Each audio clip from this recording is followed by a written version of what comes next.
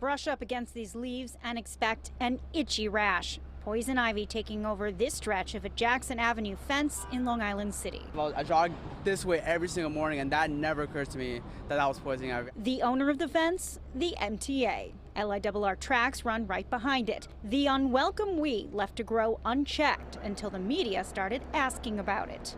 This came to our attention in the last day or so. I understand it may be a long-standing concern for that community, and it will be addressed. And this afternoon, LIRR workers showed up and removed the poison ivy on the sidewalk side of the fence. Earlier in the day, we spoke to the Parks Department's head of forest restoration. This is pretty bad. Rich Love says it's actually not strange. It showed up on this city street. In fact, he says poison ivy grows across New York City. It's extremely common. It's a native plant. Actually, it plays an important role in the ecosystem. And Love says poison ivy will grow anywhere. You tend to get a lot of poison ivy growing on like concrete piles and other disturbed soils. The Parks Department says it leaves poison ivy alone in natural areas where people don't go.